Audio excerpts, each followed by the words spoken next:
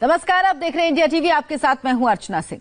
सुशांत सिंह राजपूत के केस में एक्ट्रेस रिया चक्रवर्ती बुरी तरह फंस चुकी हैं। आज फिर रिया एंड फैमिली ईडी के सवालों का सामना कर रही है। रिया पर सीबीआई की जांच भी शुरू हो रही है।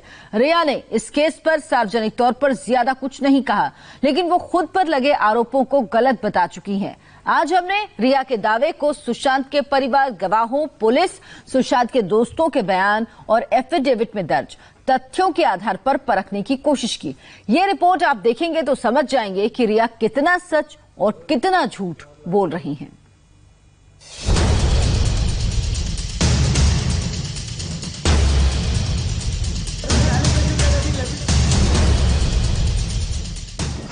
सुशांत सिंह राजपूत की डेथ मिस्ट्री उलझती जा रही है। दो एंगल से इन्वेस्टिगेशन चल रही है। क्या किसी के उकसाने पर सुशांत ने सुसाइड किया? क्या सुशांत का पूरी प्लानिंग के साथ मर्डर हुआ?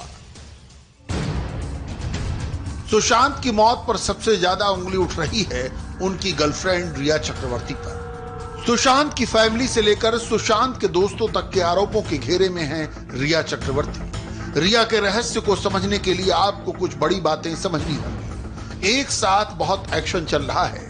रिया इस वक्त दो बड़ी जांच एजेंसियों के रेडार पर है। सुशांत की मौत में रिया के रोल पर सीबीआई जांच कर रही है। सुशांत के पैसों की हेराफेरी को लेकर रिया से प्रवर्तन निदेशालय पूछताछ कर रहा है। रिया चक्रवर्ती अपने ऊपर लगे आरोपों को खारिज कर चुकी हैं। सुप्रीम कोर्ट से लेकर अपने वीडियो मैसेज और बयानों में रिया का दावा है कि वो बेकसूर है। इंडिया टीवी आज रिया के इन दावों का लाई डिटेक्टर टेस्ट करने जा रही है। रिया ने क्या कहा, सुशांत के परिवार वालों का क्या कहना है, रिया और सुशांत के दोस्तों ने क्या क्या बातें कही, गवाहों की गवाहियां और पुलिस के बयान से हम ये समझने की कोशिश करेंगे कि आखिर रिया कितना सच बोल रही हैं और कितना झूठ। रिया चक्रवर्ती के दावों को हम 4 सवालों की कसौटी पर कसेंगे। रिया का सुशांत के लिए प्यार क्या नाटक था? रिया ने सुशांत को क्या सिर्फ पैसों के लिए इस्तेमाल किया? क्या सुशांत के पैसों की हेराफेरी करके रिया ने प्रॉपर्टी जुटाई? क्या कोई पावरफुल शख्स रिया को बचाने की कोशिश कर रहा है? साल हो गया मेरे को आए हुए। उस टाइम तो शुरू में ठीक थी, मतलब ऐसे तो ठीक ही हैं, वो भी ऐसा गलत बर्ताव कभी किया नहीं हमारे साथ। फिर भी क्या है कि जो खर्चा वर्चा जो इधर उधर था वो सब, मतलब जो सामान आना जाना सब रिया मैम के हाथ में था। रिया के ऊपर ज़्यादा वो करने लग गया, मतलब हम लोग थोड़ा पीछे रह गए थे। मैं थोड़ा पीछे हो गया क्योंकि जो भी उसको सर को चाहिए होता था तो रिया फिर ये श्रुति या मरिंडा को बोलती थी। इंडिया टीवी ने सुप्रीम कोर्ट में रिया की कही हर बात को बारीकी से परखा, उनके बयानों को देखा, उनकी कॉल डिटेल का एनालिसिस किया, सुप्रीम कोर्ट में दिए गए बाकी लोगों के एफिडेविट देखे। रिया कितना सच कितना झूठ बोल रही हैं, ये काफी हद तक समझ में आता है। रिया और सुशांत की मुलाकात 2013 में पहली बार यशराज स्टूडियो में हुई थी। उस वक्त हाय हेलो से शुरू हुई बातचीत 2018 में प्यार में बदल गई। 2019 में यह प्यार लिव इन रिलेशन तक पहुंच गया। सुशांत के घर में न सिर्फ रिया बल्कि उनके पूरे परिवार की पहुंच हो गई। रिया ने सुप्रीम कोर्ट में कहा है कि वो एक्टर सुशांत सिंह राजपूत के साथ लिव इन रिलेशनशिप में थी। सुशांत के परिवार ने उन पर झूठे आरोप लगाए हैं।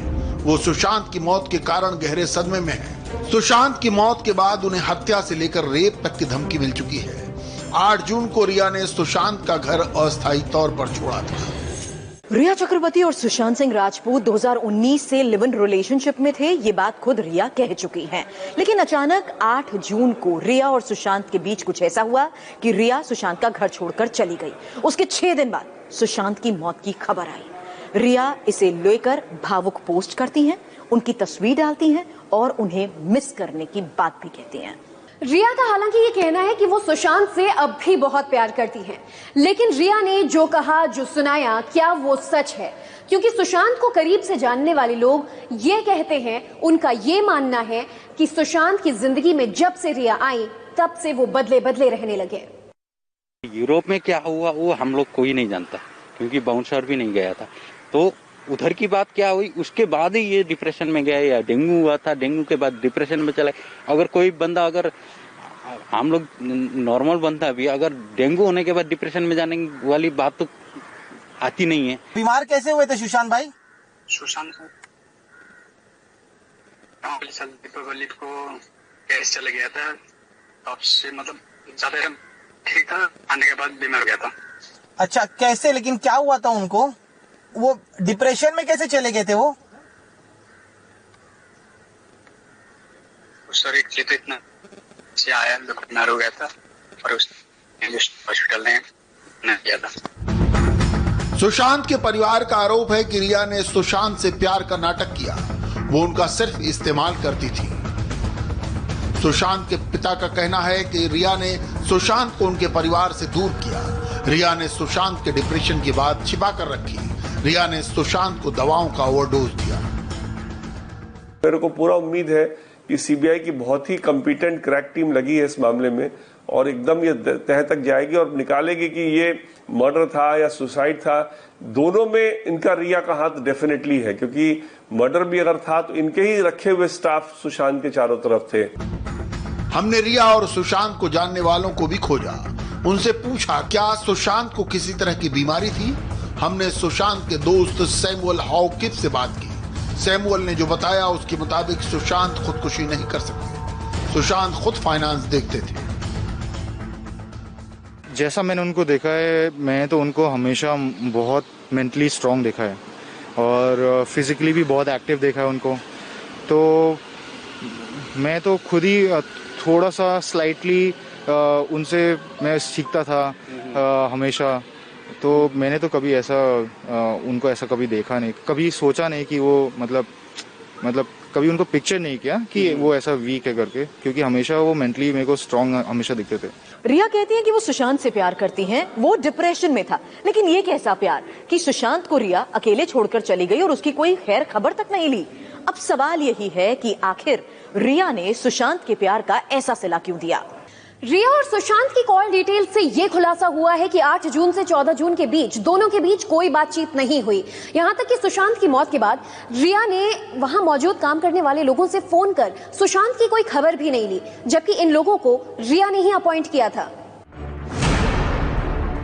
हमने रिया की कॉल डिटेल में 14 जून की एक एंट्री को गौर से देखा और आखिर 14 जून को रिया किस किस से बात कर रही थी। रिया चक्रवर्ती की 14 जून की सीडीआर में सिद्धार्थ पिठानी का नाम नहीं है। ना तो रिया ने उस दिन सिद्धार्थ पिठानी को फोन किया, ना ही सिद्धार्थ पिठानी ने रिया को फोन मिलाया। 14 जून को रिया और सिद्धार्थ के बीच एसएमएस पर भी कोई बात नहीं। रिया की 14 जून की सीडीआर में हाउस मैनेजर दीपेश का भी नाम नहीं है। 14 जून को रिया ने कुक केशव से भी बात नहीं की। रिया ने दूसरे कुक नीरज को भी फोन मिलाया। सुशांत के घर में मौजूद चारों लोगों में से किसी ने रिया को फोन नहीं मिलाया। क्या ये सब शक पैदा नहीं करता? जिस स्टाफ को खुद रिया ने सुशांत के घर रखा था, उसी से मौत वाले दिन बात तक नहीं की।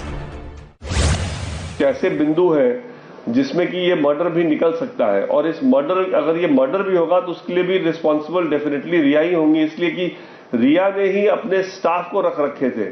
पिठानिया वगैरह सब रिया के आदमी थे, तो इसलिए रिया जब छोड़ के चली गई और फोन ब्लॉक कर दिया, तो जो भी उसके साथ उसके बाद हुआ है उसकी पूरी तरह जिम्मेदार वही होंगी। अगर उस कोई कॉन्स्पिरेसी हुई है तो उस कॉन्स्पिरेसी में भी वो डेफिनेटली इन्वॉल्व होंगी।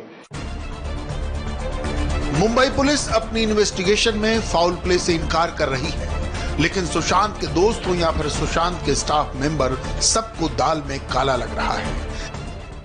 सुसाइड करने के बाद रूम लॉक था, तो वो रूम कभी लॉक करते ही नहीं थे।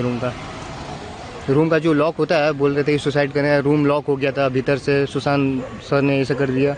वो सर कभी रूम लॉक ही नहीं रखते थे। वो ये हमको मालूम है, 3 साल से काम करते आ रहा हूँ, ये रूम लॉक ही नहीं करते थे। जब भी हम खोलते थे हम जाते थे रूम पे, बस रूम कभी लॉक ही नहीं करते थे। जब से 3 साल से काम कर रहे, रूम लॉक नहीं किया उन्होंने। रिया चक्रवर्ती जब से आई है तब से सुशांत भैया को मतलब हैप्नोटाइज टाइप का होता है ना, वो किए हैं उनको। मतलब सुनने में आ रहा है कि एक जादू टोना होता है, कैलकाटा की थी वो, जादू टोना करने वाली थी। एंड जहाँ डेथ हुआ है उनका, तो हॉन्टेड बात करती थी उनसे। तो ये सब सुनाई दिया था उनको। पूरी दुनिया में जिसकी वजह से सुशांत सिंह राजपूत सुसाइड करे या डिप्रेशन में आ सकता है। एक क्लास में एक लड़की थी जिससे मुझे प्यार हो गया था, मैंने प्रपोज किया तो उसने मुझे रिजेक्ट कर दिया, तो मैं बहुत डिप्रेशन में था, तो मेरे मन में भी ऐसे ख्याल आने लग गए। तो सुशांत दोस्त था तो मैंने उसको बताया, तो इंसिडेंटली विद इन 15 मिनट्स वो मेरे घर आया। मैंने फोन पे बात बताई थी। 15 मिनट के बाद 6 घंटे तक मुझे कंटिन्यू समझाते रहा वो, और उसके बाद रात को भी 1-2 बार कॉल करके बात किया। इन बयानों से साफ है कि सुशांत की जिंदगी में रिया के आने के बाद से ही उथल पुथल शुरू हुई। सुशांत की मौत के बाद रिया ने अपना जवाब पहले तो सुप्रीम कोर्ट में दिया, फिर 20 सेकंड के वीडियो संदेश के जरिए अपनी बात कही। इसके अलावा रिया की तरफ से उनके वकील का ही स्टेटमेंट आता रहा। I have immense faith in God and the judiciary. I believe that I will get justice. Even though a lot of horrible things are being said about me in the electronic media, I refrain from commenting on the advice of my lawyers as the matter is sub judice. Satyameva Jayate. The truth shall prevail. रिया कह रही है सत्यमेव जयते, लेकिन अब सुशांत की मौत को लेकर इन्वेस्टिगेशन की सुई उन्हीं की ओर घूमी हुई है।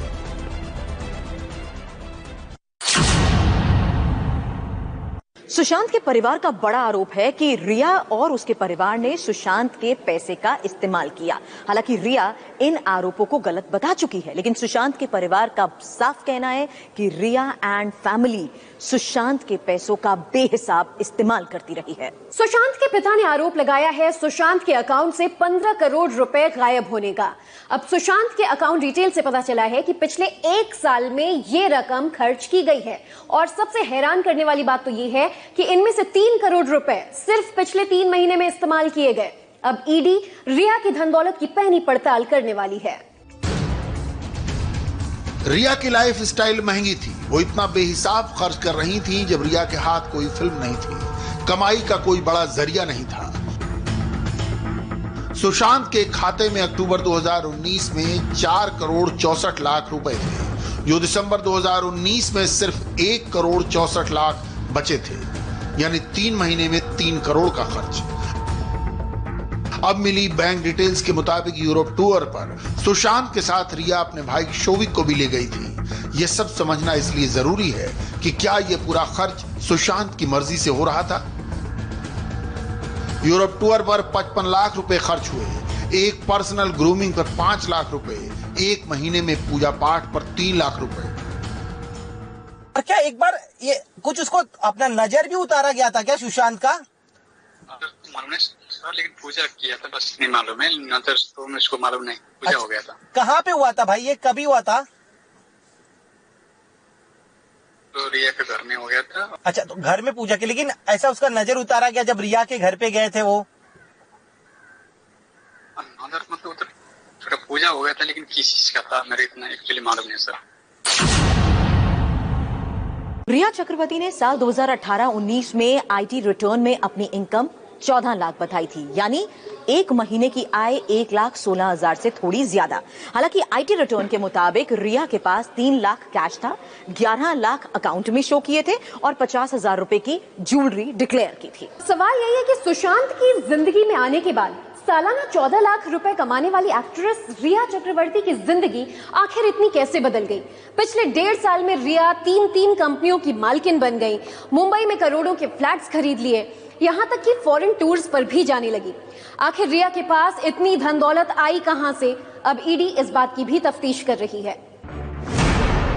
रिया रियल लाइफ में महत्वाकांक्षी भी इतनी थी कि कोई और एक्ट्रेस इतना सपने में भी सोच न पाए, लेकिन रिया की महत्वाकांक्षा की कोई सीमा नहीं थी। हाथ में कोई फिल्म नहीं, लेकिन 4 बैंकों में 6 अकाउंट, कमाई का कोई खास सोर्स नहीं, लेकिन 3 कंपनियां बनवाई। सुशांत के खातों में से 1 साल में निकाली गई पूरी डिटेल पहले ही आ चुकी है। इसे हासिल करने के बाद प्रवर्तन निदेशालय ये पता करने की कोशिश कर रहा है क्या इन रुपयों का कनेक्शन रिया की प्रॉपर्टी से है।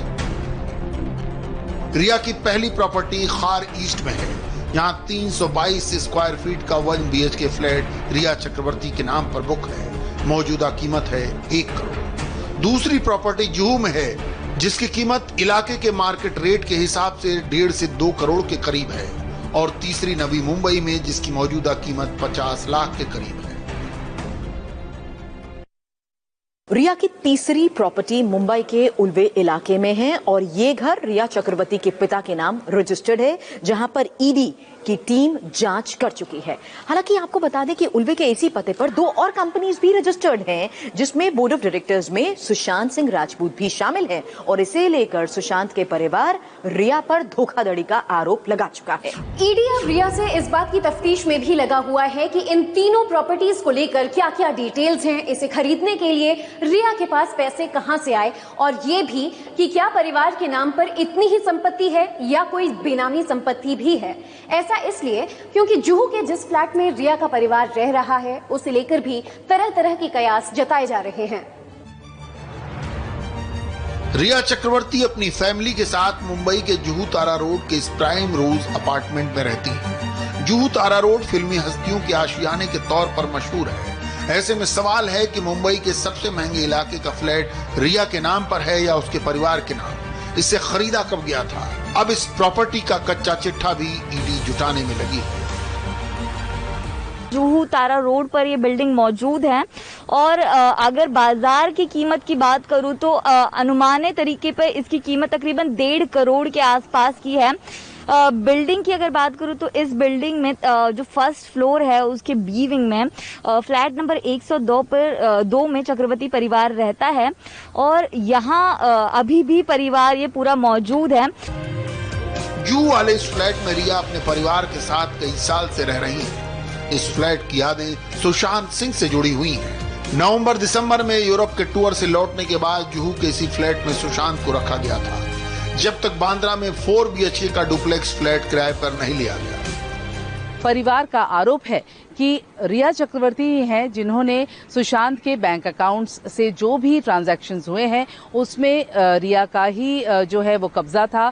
उन्होंने ही ये पैसों का इस्तेमाल जो है वो रिया ने ही किया है और बैंक अकाउंट्स भी अगर देखें तो जो इशारे हैं वो रिया की तरफ ही किए जा रहे हैं। जो उसने पैसा सुशांत सिंह का अगर गमन किया है तो उस पैसे से अगर कोई प्रॉपर्टी खरीदा है या उसको लेजिटिमाइज करने के लिए कोई उसने उसका वाइट मनी करने की कोशिश की है तो वो सारा प्रॉपर्टी ईडी जो है कॉन्फिस्केट कर सकता है।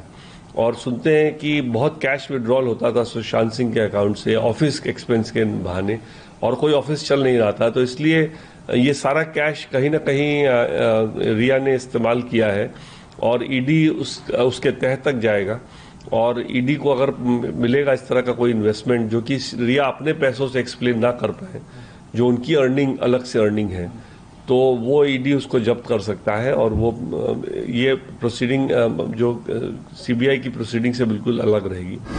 रिया का कहना है कि वो सुशांत के घर से कुछ लेकर नहीं आई, ना पैसे ना प्रॉपर्टी। अगर कुछ है तो सिर्फ सुशांत के अंग्रेजी में लिखे कुछ अल्फाज और सुशांत की फिल्म का नाम लिखा ये बॉटल। रिया ने डायरी के उस पन्ने के साथ सुशांत की दी हुई बोतल की तस्वीर मीडिया से शेयर की है। फिलहाल ये डायरी कहां है किसी को नहीं मालूम। सुशांत ने ये डायरी कब लिखी? क्या सुशांत की ये डायरी पुलिस को दी गई? सुशांत की डायरी के पन्ने रिया चक्रवर्ती के हाथ कैसे लगे? इन सवालों का जवाब सिर्फ रिया दे सकती है।